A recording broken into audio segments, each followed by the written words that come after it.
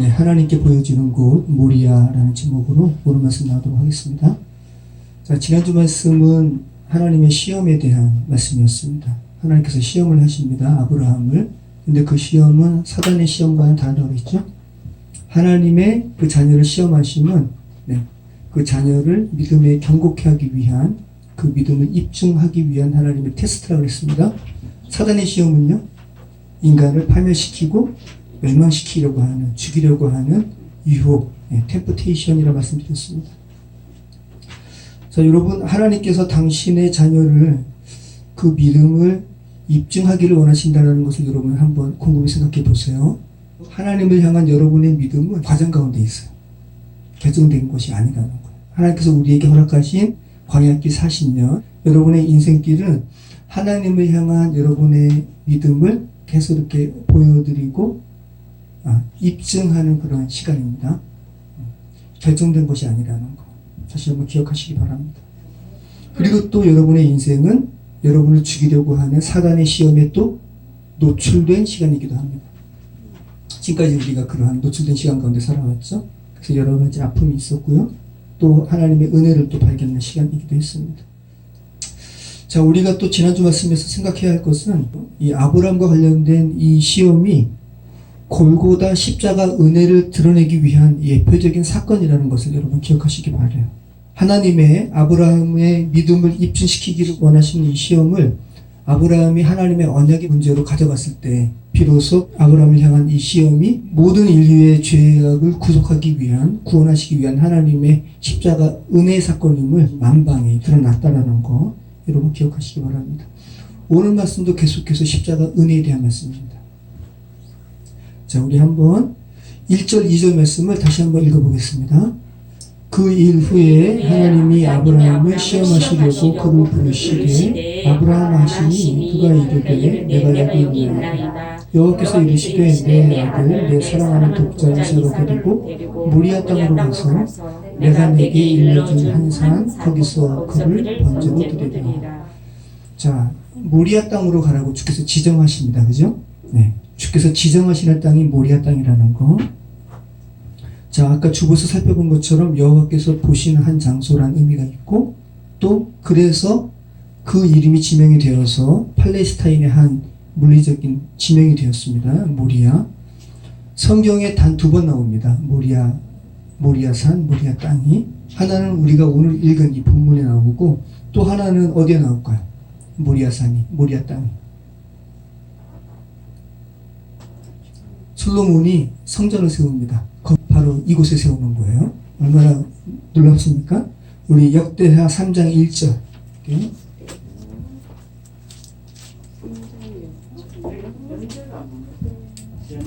번제요? 네, 지난주 말씀 다 들으셨죠, 그죠? 거기에 보면 구약에 5가지 제사가 있다고 그랬잖아요. 가죽만 남기고 제사할 때, 그러니까 궁극적으로 동물을 죽이는 그 의미를 넘어서 모든 죄는 속감받을 수밖에 없거든요. 그것을 대신해서 제물이 드려지는 건데 번제가 다 태워지는 거예요. 네. 근데 지금 좀 놀랍죠? 아브라함의 아들을 번제로 드리라 그러는 거예요. 그죠? 정말 너무 황당한 명령이잖아요. 네. 자, 우리 역대하 3장 1절 말씀. 구약성경 657페이지입니다. 자, 우리 같이 한번 읽어보겠습니다. 솔로몬이 예루살렘 모리아산에 여호와의 전 건축하기를 시작하니 그곳은 전에 여호와께서 그의 아버지 다윗에게 나타나신 곳이요 여부스 사람 오르난의 타작마당에 다윗이 정한 곳이라.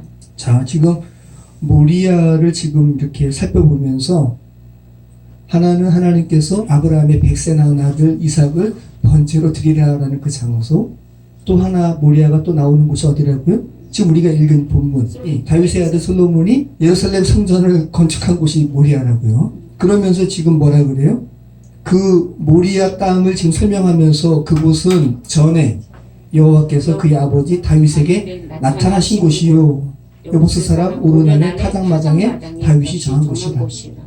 그러니까 솔로몬의 아버지 다윗이 그 아들 솔로몬이 성전을 세울 곳으로 이 오르난의 타작마당을 구입한 곳이라고 지금 성경에 설명하고 있는 거예요. 자, 우리가 주보에서 살펴본 대로 모리아라는 의미가 뭐라고 그랬습니까? 여호와께 보이다. 여호와께서 보시는 장소. 라라는 말입니다. 여호와께서 하나님께서 어떤 장소를 보시는 거예요.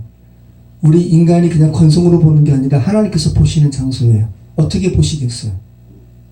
주목하시는 거고요. 관찰하시는 거예요.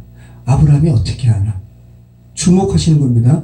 골고다 십자가상에 하나님께서 그 장소를 보셨어요. 인간의 죄가 어떻게 사해지는지를 주님께서 주목해서 보시는 겁니다. 그럼 여러분도 주목해서 이 장소가 모리아라는 장소가 뭔지 여러분도 주목해서 보셔야 되는 거죠. 하나님께서 주목해서 보시고 관찰하시는 곳이 어떤 곳인가. 그리고 거기에 바로 성전이 세워진다는 거. 근데 또 신약으로 와서는 여러분이 성전이거든요.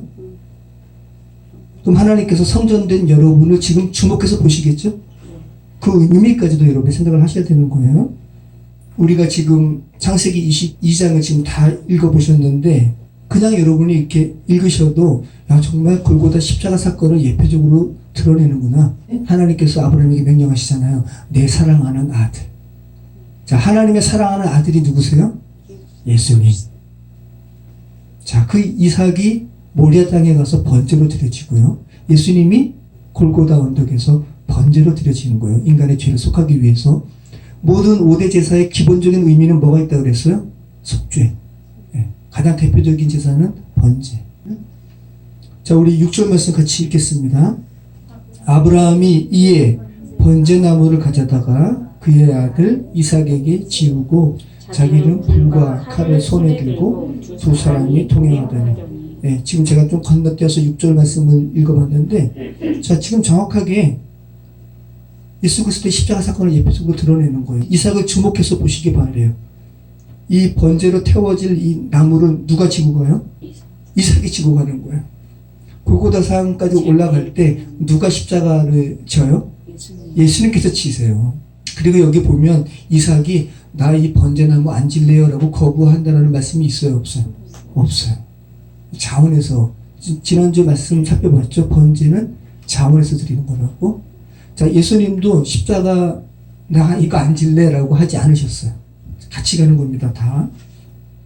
자, 이삭이 인간의 구원이 이루어지는 현장을 하나님께서 주목해서 보시는 그 모리아 땅의 한 산으로 가서 자신이 죽을 나무를 지금 지고 간다는 거. 그리고 그곳이 바로 모리아 땅이고, 그리고 훗날 이 모리아 땅에 하나님의 성전이 세워진다는 거. 자, 하나님의 성전이 세워지는 것을 설명하면서 지금 역대하 3장 1절 말씀 우리가 살펴봤는데 어떤 사람이 언급이 되죠? 네, 여부수 사람 오르난의 타작마다. 여기 하나님께서 나타나셨어요. 자, 사무엘 하에서는 아라우나라고 그랬습니다. 역대기에서는 오르난이라고 그랬고 같은 사람입니다. 자, 한번 지도 보시죠. 지금 아브라함이 이삭과 함께 또 두 종과 함께 하나님께서 지시하신 한 산, 모리아 땅의 산이죠. 모리아 산으로 지금 언급이 됐는데 지금 위로 올라가잖아요. 그죠? 한 80km, 85km 된다고 그랬습니다. 그런데 그 위에 또 하나의 설명이 있죠. 아라우나의 타작마당. 이 오르난의 타작마당. 이 솔로몬 성전이 아라우나의 타작마당이 있던 터 위에 세워지는 거예요. 그러니까 의미가 있겠죠. 왜 아라우나의 터 위에 하나님의 성전이 세워지나. 그리고 또 그곳은 그 옛날 아브라함이 믿음으로 자신의 아들 이삭을 드린 곳. 물론 하나님께서 이삭 대신해서 수풀에 걸린 숫양으로 하셨지만 아브라함 입장에서는 아들을 드린 거예요. 자, 아라우나의 타작마당과 관련된 기사가 성경에 두 본문에 나와요. 하나는 사무엘하 24장. 여기에는 아라우나로 이름이 표현되고 또 하나는 역대상에 나와요. 사무엘하와 역대상 말씀 보면 정말 같은 말씀을 하고 있는데 더 정확히 이 사건을 알기 위해서는 역대상 본문을 읽어보시면 더 정확해요. 자, 그래서 예전에는 한 6년 전에는 제가 사무엘하 말씀을 살펴봤는데 오늘은 역대상 말씀을 한번 읽어볼게요. 자, 역대상 21장 1절. 우리 역대상 21장을 다 읽을 거예요. 한번 읽어보시죠.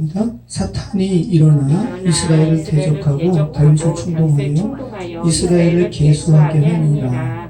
다윗이 요압과 백성의 지도자들에게 이르되 너희는 가서 브엘세바에서 단까지 이스라엘을 계수하고 돌아와 내게 보고하여 그 수요를 알게 하라 하니 요압이 아뢰되 여호와께서 그 백성을 지금보다 100배나 더하시기를 원하나이다. 내 주 왕이여 이 백성이 다 내 주의 종이 아니니까 내 주께서 어찌하여 이 일을 명령하시나이까 어찌하여 이스라엘이 범죄하게 하시나이까 하나 왕의 명령이 요압을 재촉한지라. 드디어 요압이 떠나 이스라엘 땅에 두루 다닌 후에 예루살렘으로 돌아와 요압이 백성의 수요를 다윗에게 보고하니 이스라엘 중에 칼을 뺄 만한 자가 110만 명이요 유다 중에 칼을 뺄 만한 자가 47만 명이라. 요압이 왕의 명령을 마땅치 않게 여겨 레위와 베냐민 사람을 계수하지 아니하였더라.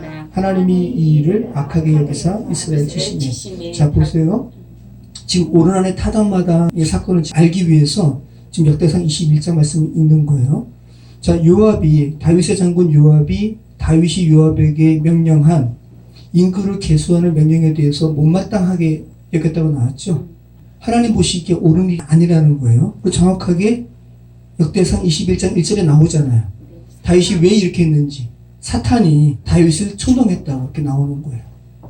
자 그러면서 인구의 계수라 그러지만 정확하게 인구를 계수한 게 아니라 요압이 지금 계수한 수를 지금 보고하잖아요. 다윗에게 9달 20일 만에 근 10달 만에 브엘세바에서 단까지 요압 장군이 그 군인의 수를 계수하는 거예요. 그러면 인구 조사가 아니라 무슨 조사라는 거예요? 군인의 수. 네, 군인의 수. 자, 이스라엘의 전쟁은 사람의 많고 적음으로 사람의 수로 이기는 것이 아니라 누구 때문에 이기는 거예요? 하나님으로 인해서. 그래서 요압이 이 군인의 수에 다윗 왕이 의지하면 안 됩니다라고 이야기하는 거죠. 그러면서 못마땅하게 여긴 거예요. 자, 그러면서 이제 8절 보면 다윗이 이제 알게 되었습니다. 자신이 잘못한 것을. 자, 같이 읽겠습니다. 다윗이 하나님께 아뢰되 내가 이 일을 행함으로 큰 죄를 범하였나이다. 이제 간구하옵나니 종의 죄를 용서하여 주옵소서. 내가 심히 미련하게 행하였나이다 하니라. 여호와께서 다윗의 선견자 gad에게 말씀하여 이르시되 가서 다윗에게 말하기를 여호와의 말씀이 내가 내게 세 가지를 내어놓으리니 그 중에서 하나를 내가 택하라. 내가 그것을 내게 행하리라 하셨다 하라 하신지라. 갓이 다윗에게 나아가 그에게 말하되 여호와의 말씀이 너는 마음대로 택하라. 혹 3년 기근이든지 혹 내가 석 달을 적군에게 패하여 적군의 칼에 쫓길 일이든지 혹 여호와의 칼 곧 전염병이 사흘 동안 이 땅에 유행하며 여호와의 천사가 이스라엘 온 지경을 멸할 일이든지라고 하셨나니 내가 무슨 말로 나를 보내신 이에게 대답할지를 결정하소서 하니 다윗이 gad에게 이르되 내가 공경에 빠졌도다. 여호와께서는 그 일이 심히 크시니 내가 그의 손에 빠지고 사람의 손에 빠지지 아니하기를 원하나이다 하는지라. 이에 여호와께서 이스라엘 백성에게 전염병을 내리시매 이스라엘 백성 중에서 죽은 자가 7만 명이었더라. 자 보세요. 다윗이 하나님께 잘못했어요. 그래서 하나님께서 당신의 선견자 나비죠. gad이라는 선지자를 통해서 당신이 하나님께 잘못했습니다. 하나님께서 당신에게 세 가지 벌 중에 하나를 택하라 하십니다. 자, 세 가지 벌이 뭐예요? 3년 기근이든지 3년 동안 그 이스라엘에 이제 기근이 드는 거예요. 또 하나는 적군에게 3년, 석 달을 쫓겨다니는 거. 또 하나는 3일 동안 전염병. 자, 여러분이 다윗이라면 뭘 택하시겠어요? 네? 그나마 짧은 거. 근데 다윗이 지금 뭐라 그러냐 하면 다윗이 이게 그냥 단순하게 인간적인 계산으로 그나마 짧은 걸 택한 게 아니라 그의 손에 빠지고 내가 손에 빠지지. 하나님의 벌을 받기를 원한다고 이야기하는 거예요. 적군의 손에 내 빠지기를 원치 않습니다. 라고 이야기하는 거예요. 그러면서 3일에 전염병을 이렇게 택한 건데 3일 동안에 7만 명이 죽은 거예요. 코로나로 인해서 얼마나 천천히, 그죠? 막 한 명이 이제 발생됐을 때 그때 난리 났잖아요. 대구에서, 그죠? 그러면서 그랬는데 3일 동안 7만 명이면 이거 엄청난 거죠. 엄청난 거예요. 자, 그러면서, 자, 15절부터 이제, 다윗이 하나님 앞에 이제 회개를 합니다. 자, 15절부터 17절 말씀까지 같이 한번 읽어보겠습니다.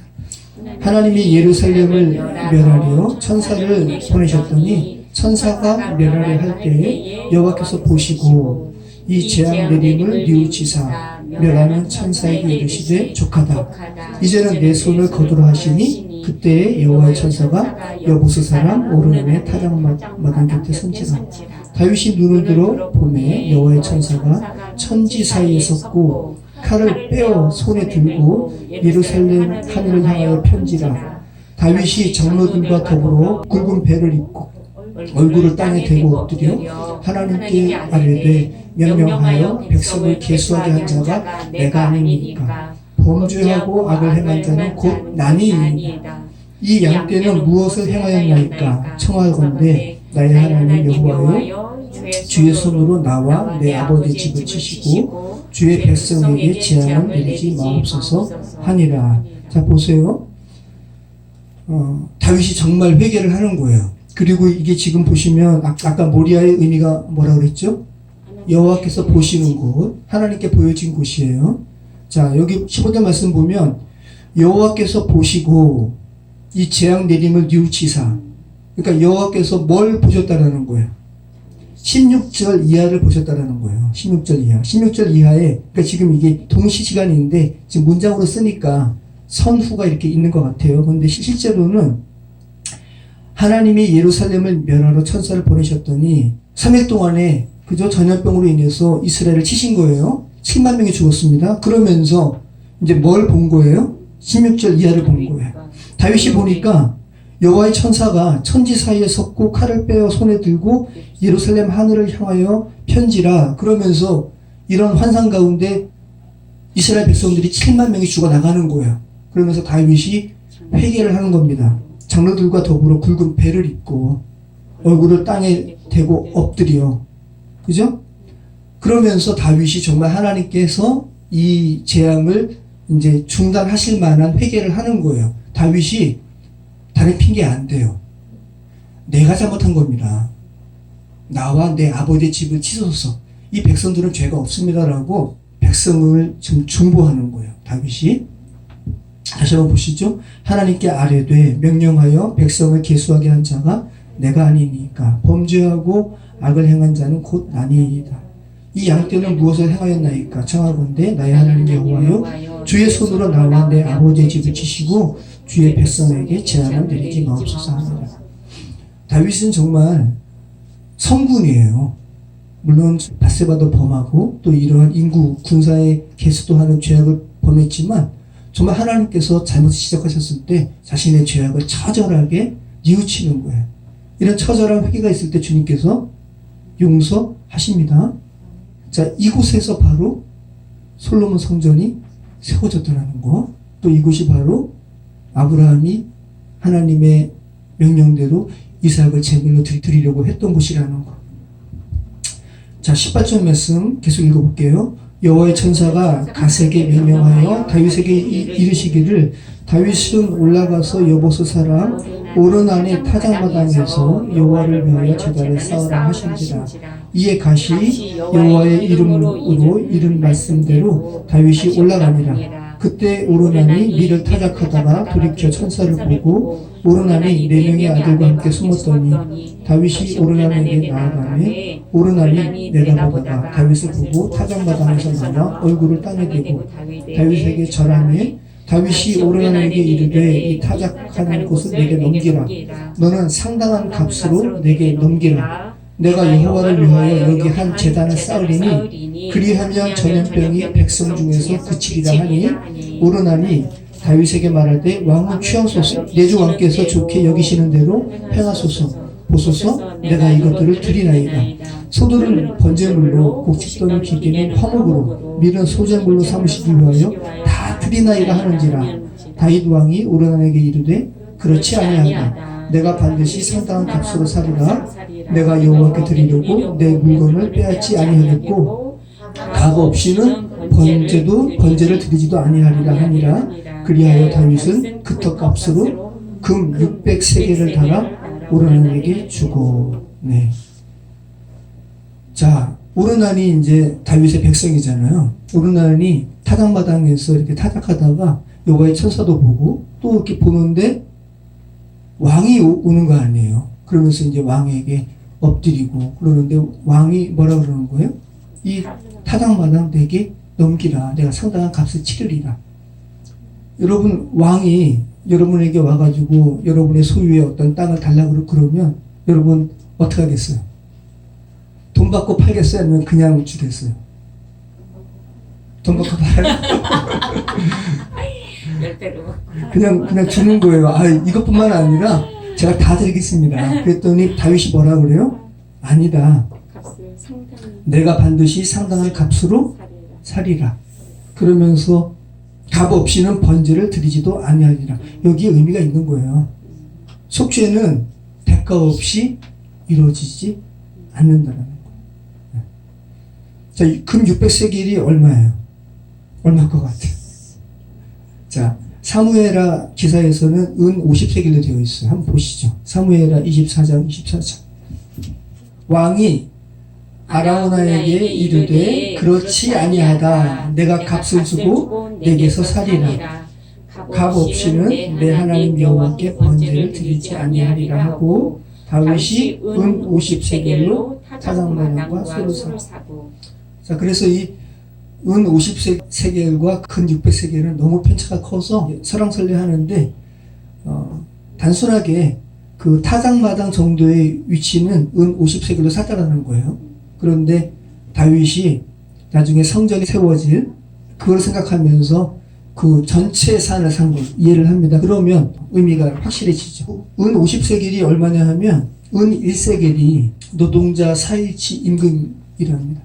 요즘은 보니까 기술이 있으면 20만 원, 그리고 일반적인 잡보도 15만 원 받는데요. 육체로 하는 거니까 그래도 많이 받는 거예요. 그죠? 네. 자, 노동자의 4일치 임금 20만 원 잡으면 얼마예요? 은 1세겔이 그럼 얼마라는 거야? 80만 원. 80만 원. 적은 금액이 아니에요. 자, 그런데 사무엘하 기사에서는 그 오르난의 타작마당을 얼마에 샀다고요? 은 50세겔. 그럼 얼마예요? 만에 4천만 원이네요. 그죠? 네. 4천만 원. 자, 그러면 역대상 말씀에서는 다윗이 오르난에게 얼마 주고 샀다고요? 전체를 산 거예요. 이제 한 타작마당 한 부분이 아니라 금 600세겔. 자, 금 600세겔은 금 1세겔이 은 1세겔이 15개가 있어야 돼요. 그러니까 은 1세겔은 금 1세겔의 15분의 1이에요. 자, 그러면 은 1세겔 아까 80만 원이라고 그랬잖아요. 그럼 80만 원 곱하기 15 해보세요. 그럼 금 1세겔 나옵니다. 1200만 원. 자, 그런데 오르난의 타작마당에 있는 이 모리아 산 터를 얼마 주고 샀다고요? 600세겔. 그럼 지금 성경이 말하는 바가 뭐예요? 하나님께서 그 다윗이 속죄의 값으로 지금 금 600세겔 주고 지금 산 거 아니에요. 속죄의 값이 이렇게 크다라는 거예요. 네. 여러분의 죄를 속하는 예수 그리스도의 이 십자가상의 은혜가 이건 인간의 돈으로 환산할 수 없다는 것을 이야기하는 거죠. 아라우나가 그냥 무상으로 드리겠다고 했음에도 다윗이 엄청난 금액으로 지불한 이유는 인간의 죄를 속하는 대가가 이렇게 엄청나다는 거. 거저가 아니라는 거. 그러니까 인간이 자신의 죄를 그 스스로의 선행과 도덕으로 죄의 속함을 받을 수가 있겠습니까? 불가능한 거예요. 성경이 말하는 거예요. 불가능하다고. 이것은 너희의 선행과 너희의 안에서 그 구원의 가능성이 없음을 말씀하고 있는 거죠. 성경이 말하는 바예요. 죄의 속함에는 반드시 대가가 따른다는 거. 죄가 그냥은 사라지지 않는다는 거. 우리는 그렇게 생각할 수가 있어요. 왜 하나님께서 하나님이신데 죄 그냥 없이 하시지? 라고 생각할 수가 있잖아요. 근데 그게 아니라는 거. 죄가 그냥 없어진다고 생각하시면 여러분이 죄를 더 범할 거야? 아니면 덜 범할 거야? 죄를 더 범하죠. 죄 짓고 또 그냥 없어지니까. 그게 아니라는 거예요. 죄에 속함은 엄청난 대가가 지불된다는 거. 그것이 바로 하나님의 아들의 생명이라는 거. 예수 그리스도의 생명이라는 거. 그러니까 계속 성경에서 말하는 바랑 똑같죠. 인간이 만든 무화과 나무 잎을 주님께서 벗기시고 피 흘림이 반드시 수반되는 가족 우수로 해입 피시는 것과 지금 계속 같은 맥락이라는 말씀입니다. 자, 역대상 자 26절로 자 30절 말씀까지 계속 읽어보겠습니다. 다윗이 거기서 여호와를 위하여 제단을 쌓고 번제와 화목제를 드려 여호와께 아뢰었더니 여호와께서 하늘에서부터 번제단 위에 불을 내려 응답하시고 여호와께서 천사를 명령하시매 그가 칼을 칼집에 꽂았더라. 이에 다윗이 여호와께서 여보스 사람 오르몬의 타작마당에서 응답하심을 보고 거기서 제사를 드렸으니 옛적에 모세가 광야에서 지은 여호와의 성막과 번제단이 그때의 기부 산당에 있었으나 다윗이 여호와의 천사의 칼을 두려워하여 감히 그 앞에 가서 하나님께 묻지 못하더라. 자, 다윗이 하나님의 응답과 용서에 대해서 성막에 가서 특별 감사제를 다윗이 해야만 했었다는 거예요. 죄에 대한 그만큼 하나님의 진노를 다윗이 목도하고 지금 차마 그 일도 하지 못할 정도로 죄에 대한 하나님의 진노가 어떻게 큰지를 역대상 기자가 지금 말씀하고 있는 거예요. 자, 지금 하나님께서 지정하신 모리아 땅의 한 산과 관련해서 지금 말씀을 살펴보고 있는 겁니다. 다윗의 범죄, 그리고 인간의 범죄에 대한 하나님의 진노, 그리고 다윗의 온전한 회개, 그리고 하나님의 진노의 칼이 멈춰짐. 이것이 다 어디에서 이루어진 거예요? 여호와께서 보신 한 장소, 여호와께 보여진 장소, 모리아에서 이렇게 벌어진 겁니다. 자, 계속해서 여러분 하나님의 진노의 칼이 멈춰진 장소가 이 모리아 산 오르난의 타작마당이라는 것 여러분 기억하시기 바라요. 자, 우리 다시 한번 창세기 말씀으로 이제 돌아오도록 하겠습니다. 창세기 22장 3절로 6절 말씀까지 같이 읽겠습니다. 아브라함이 아침에 일찍 일어나 나귀에 안장을 지우고 두 종과 그의 아들 이삭을 데리고 번제에 쓸 나무를 쪼개어가지고 떠나 하나님이 자기에게 일러주신 곳으로 가더니 제3일에 아브라함이 눈을 들어 그곳을 멀리 바라본지라. 이에 아브라함이 종들에게 이르되 너희는 나귀와 함께 여기서 기다리라. 내가 아이와 함께 저기 가서 예배하고 우리가 너희에게로 돌아오리라 하고 아브라함이 이에 번제나무를 가져다가 그의 아들 이삭에게 지우고 자기는 불과 칼을 손에 들고 두 사람이 동행하더니. 자, 모리아 땅까지 지금 몇 명이 갑니까? 3절 말씀 보면 그죠? 4명이죠. 아브라함과 그의 아들 이삭, 그리고 2명의 종.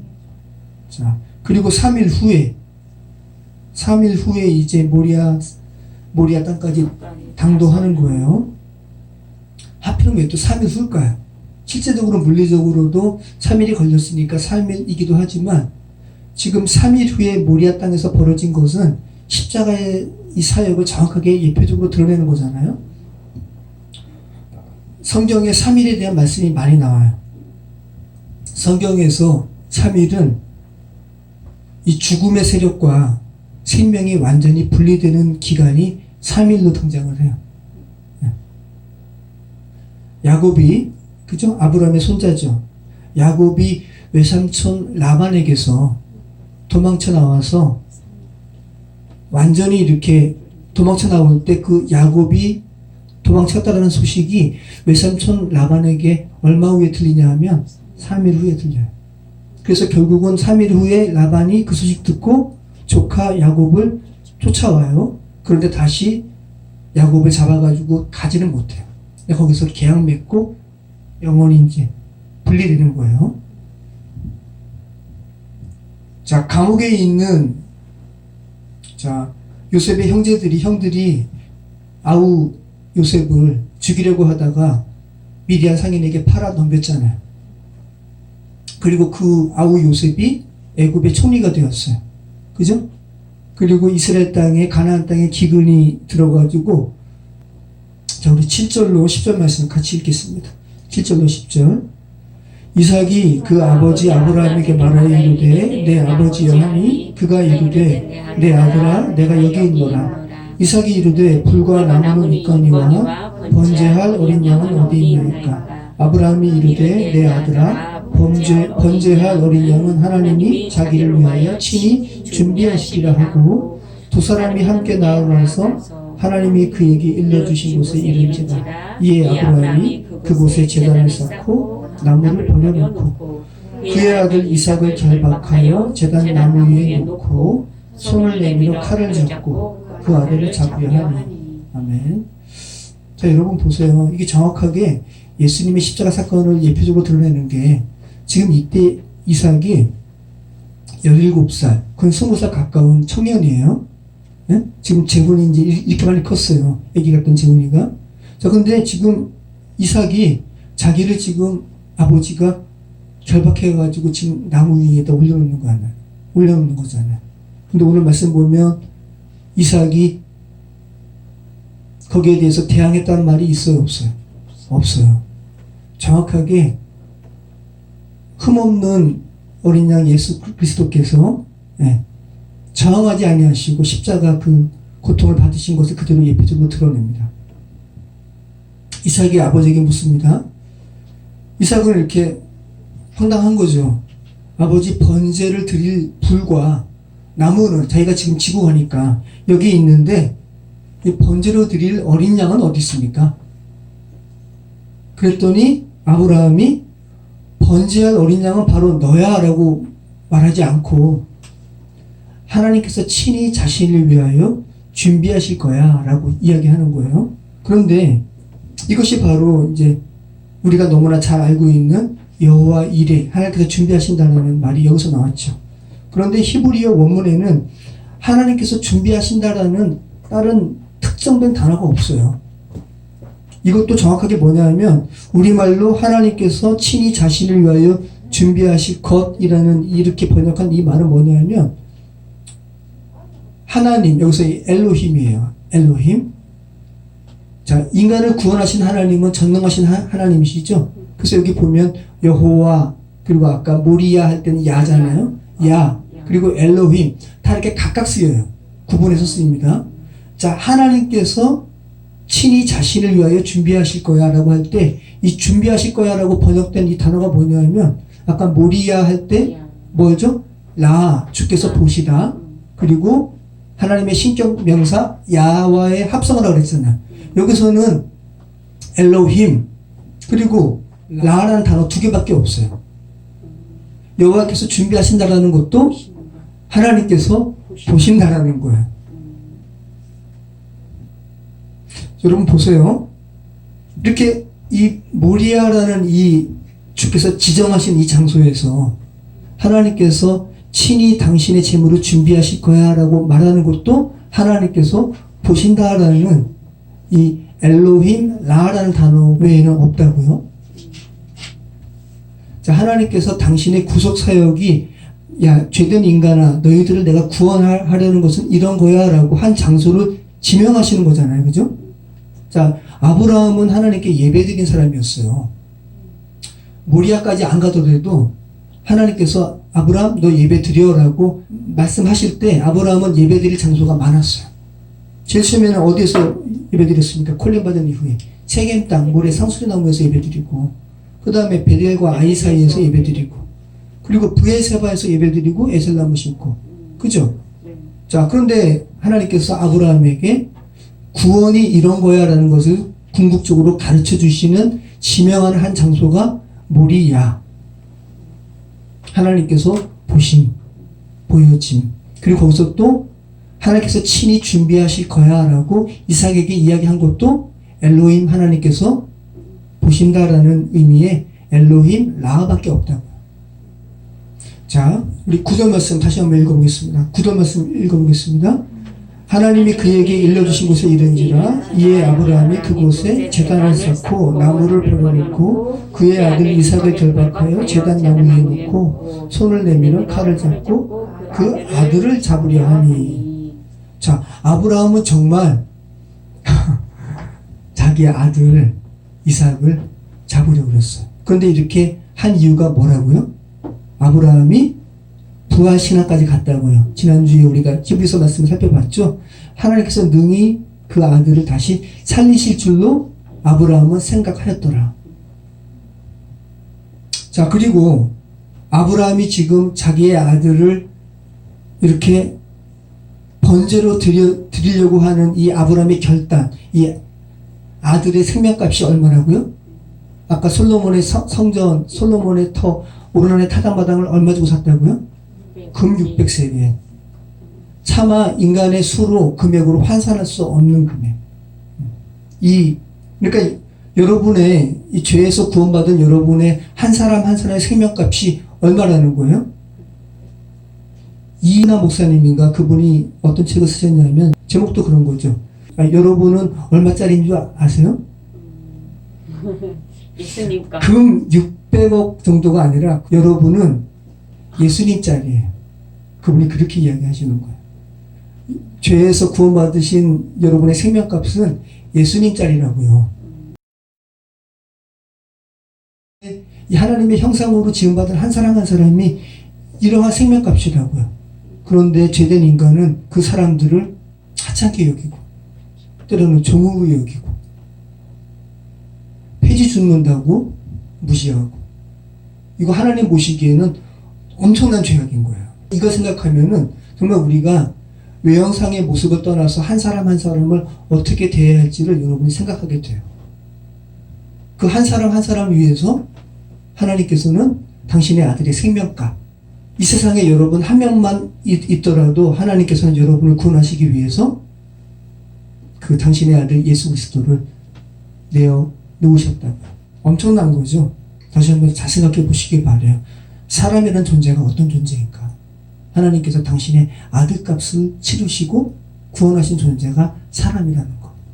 자, 아브라함은 이런 과정을 통과한 거예요. 그러면서 아브라함 100세 그리고 자신의 부인 사라의 90세의 아들을 주신 거잖아요.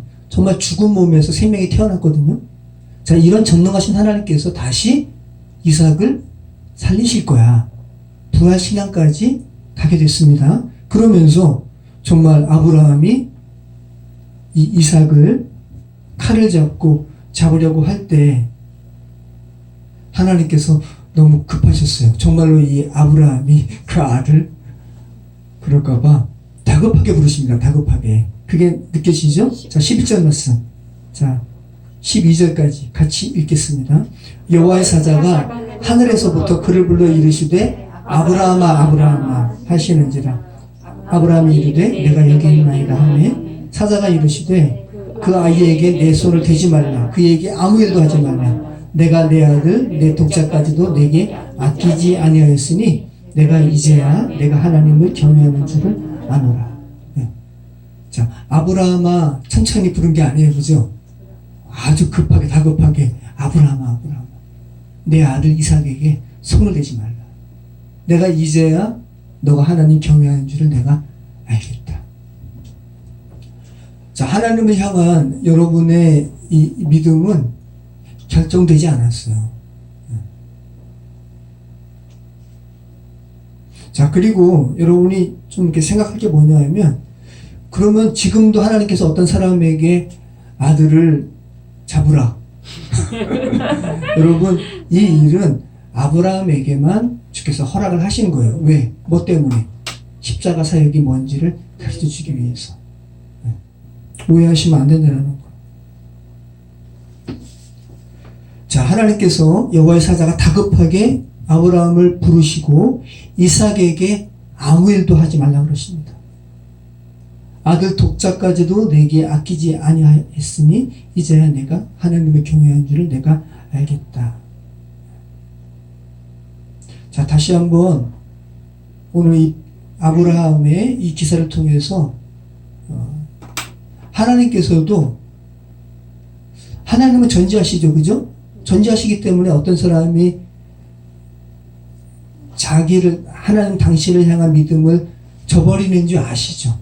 그건 결과론적으로는 아시는 거예요, 그죠? 그런데 여러분이 인생을 살아가시면서 하나님과 동행하는 이 시간 순간순간만큼은 하나님도 여러분을 알아가세요. 여러분이 얼마나 신실한지를. 결정되지 않았다는 거. 이걸 생각하시기 바라요. 지금도 우리는 하나님께 계속 하나님께 대한 우리의 신앙을 입증하는 시간 가운데 있는 거예요. 인생 광야 40년 동안 계속해서. 자, 13절 말씀 같이 읽겠습니다. 아브라함이 눈을 들어 살펴본즉 한 숫양이 뒤에 있는데 뿔이 숲풀에 걸려있는지라 아브라함이 가서 그 숫양을 가져다가 아들을 계시하여 번제로 드렸더라. 아브라함이 그 땅 이름을 여호와 이레라 하였으므로 오늘날까지 사람들이 이르기를 여호와의 산에서 준비되리라 하더라. 실제로는 하나님께서 보신다. 모리아의 의미와 지금 같다라는 거.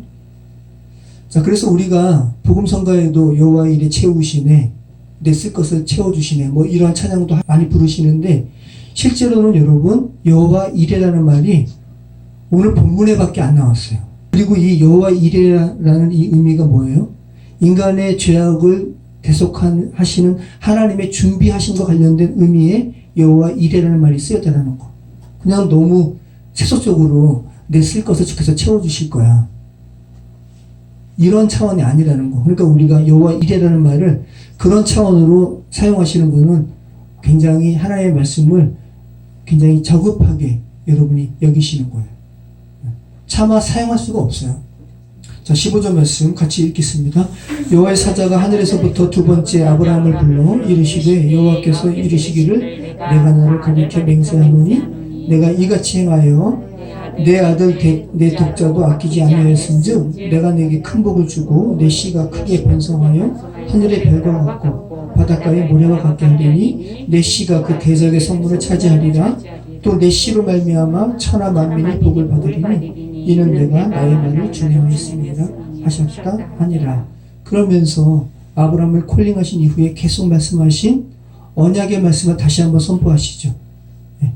인간의 구원은 하나님께서 인간 편에서 준비하는 게 아니라 인간 편에서 자신의 도덕과 자신의 득도와 자신의 고행으로 이루어지는 것이 아니라 하나님 편에서 준비하시는 하나님의 전적인 은혜임을 이 모리아 땅이라는 아라우나의 타작마당에서 주님께서 이렇게 시공간에 펼치신 이후에 아브라함에게 다시 한번 언약의 재확신을 하시는 거죠. 하나님께서 말씀하시는 이 번성하는 아브라함의 씨가 누구예요? 여럿이 아니라 한 자손 예수 그리스도. 그죠? 갈라디아서 3장 16절 말씀이죠.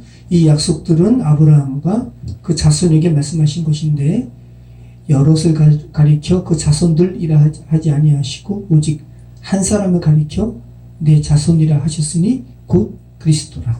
자, 17절 말씀 보면 하반부에 내 씨가 그 대적의 성문을 차지하리라. 자, 대적의 성문을 차지하는 것은 뭘 의미해요? 궁극적인 승리. 그죠? 그리스 신화에도, 신화가 아니죠, 실제 있었던 일인데 트로이와 그리스 간의 싸움에서 그리스가 트로이를 멸망시키지 못하니까 그리스 사람들이 어떻게 했어요? 목마 하나 만들어가지고 목마 안에 그리스 군사들을 숨겨놓고 그리스 전함들을 후퇴했어요. 그랬더니 트로이 사람들이 자기가 승리한 줄 알고 그 목마를 성 안으로 들여오고 트로이 사람들이 술 먹고 승전의 파티를 열었죠. 그리고 밤에 그리스 군사들이 트로이 목마에서 나와가지고 트로이 성 이제 점령하는 거죠. 그리고 그 문을 연 거예요. 그리고 그리스 군사들이 다시 들어와가지고 트로이가 함락되었죠. 대적의 성문을 취한다는 것은 그런 의미가 있는 거예요. 예수 그리스도께서 완전히 사단의 세력으로부터 승리했음을 지금 말씀하고 있는 거죠. 승리하는 십자가의 구원의 사건을 지금 창세기 22장 18절, 17절 하반부가 지금 말씀하는 거예요. 그러면서 내 씨로 말미암아 천하 만민이 복을 받으리니 모든 사람이 너로 말미암아 구원받게 될 거야. 예수 그리스도로 말미암아 구원받게 될 거야 라는 말씀을 하고 있는 겁니다. 자, 그리고 19절 말씀 같이 읽겠습니다. 이에 아브라함이 그의 종들에게로 돌아가서 함께 떠나 브엘세바에 이르러 거기 거주하였더라. 자, 그리고 오늘 본문 마지막은 아브라함이 그렇게 이삭과 관련된 이 사건을 거친 후에 다시 브엘세바로 돌아가서 거기 거주하였더라라는 말씀으로 마치고 있어요. 자, 브엘세바가 뭐라 그랬죠? 7개의 우물, 약속의 우물, 맹세의 우물이라는 의미가 있다고 했습니다. 자, 그리고 이 22장의 핵심은 뭡니까? 하나님의 아브라함의 시험은 아브라함이 계속해서 하나님의 언약을 붙들고 있는가? 여기에 대한 테스트였어요. 그죠? 네. 그리고 그 아브라함이 그 하나님의 약속을 붙들 때 아브라함은 어느 신앙까지 갔어요? 부활신앙까지. 네. 자, 그러면서 결국은 창세기 22장에서 이 모리아 산에서 펼쳐진 이 사건은 아브라함이 하나님의 약속 안에 있는가 없는가 이것을 재확증하는 시험임을 우리는 알게 되고, 아브라함이 하나님의 약속 안에 계속 머물러 있었기 때문에 이 시험에서 통과했음을, 그죠? 창세기 22장 19절은 아브라함이 다시 브에세바에 돌아가서 거기 거주했다고 이렇게 말씀함으로써 아브라함이 하나님의 약속 안에 있었으면 하나님의 신실하신 그 7개의 우물, 증거 안에 있었음을 지금 말씀하고 있는 겁니다. 자, 여러분 다시 한번 오늘 말씀을 한번 잘 생각해 보시기 바래요. 하나님께서 지시하시는 한 장소, 그리고 이 장소에서 아브라함의 믿음과 행함의 일치가 있었고요. 그리고 아론의 타작마당을 기억해 보시기 바래요. 인간의 철저한 회개가 있는 장소, 그리고 인간의 죄를 향한 하나님의 진노의 칼이 멈춰진 장소, 이것이 바로 모리아산이라는 거, 모리아 땅이라는 거, 하나님께서 보신 한 장소라는 거, 여러분 기억하시기 바래요. 자, 그러면 이 말씀을 곰곰이 생각해 보시면 하나님께서 지정하신 한 장소에서 벌어지는 거예요. 그죠? 그리고 여러분 출애굽기에 모세의 성막을 생각해 보세요. 하나님께서 모세에게 식양대로 보여주신 식양대로 성막을 만들게 하시고, 그리고 뭐라 그러세요? 거기서 내가 너와 만나리니 라고 말씀하시면서 궁극적으로 속죄소라는 인간의 죄를 그리스도의 보혈이 덮음으로써 인간의 죄를 향한 하나님의 진노가 멈춰지는 장소로 성막이 이렇게 안내하고 있잖아요. 그러니까 지금 계속해서 하나님이 지시하신 한 장소, 모리아 산이, 모리아 땅이 의미하는 바를 저와 여러분에게 말씀하시는 바가 뭔지를 생각해 보세요. 어떤 부분입니까? 인간의 구원은 인간의 방법이 아니라 누구의 방법대로 이루어진다. 하나님의 방법대로 이루어진다. 그것을 가르쳐주기 위해서 십자가 구원의 사건을 궁극적으로 알려주시는 모리아 땅의 한 지정하신 한 산으로 가서 오늘 일련의 사건을 주께서 우리에게 이렇게 보여주셨다는 거, 여러분 기억하시기 바라요. 지금 이 시대는 구원과 관련해서, 그죠? 얼마나 많은 인간의 방법과 인간의 시도가 펼쳐지는 곳입니까? 근데 거기에 대해서 다시 한번 성경이 오늘 본문 통해서 말씀하고 있는 거예요. 아니야. 인간의 방법과 인간의 시도로 너희의 구원이 이루어지는 것이 아니라 하나님의 한 방법, 하나님의 지시하시는 한 장소에서 벌어지는 거기에서만 구원이 이루어지는 것임을 오늘 본문은 말씀하고 있는 거예요. 저와 여러분의 생명값이 얼마냐면 예수님께. 다시 한번 구원과 관련해서 여러 가지 인간의 방법과 시도를 말하는 모습으로 가득 찬 이 시대에 성경에 제시된 구원의 길을 묵묵히 걸어가시는 저와 여러분의 삶이 되시기를 축원합니다. 기도하겠습니다. 참 좋으신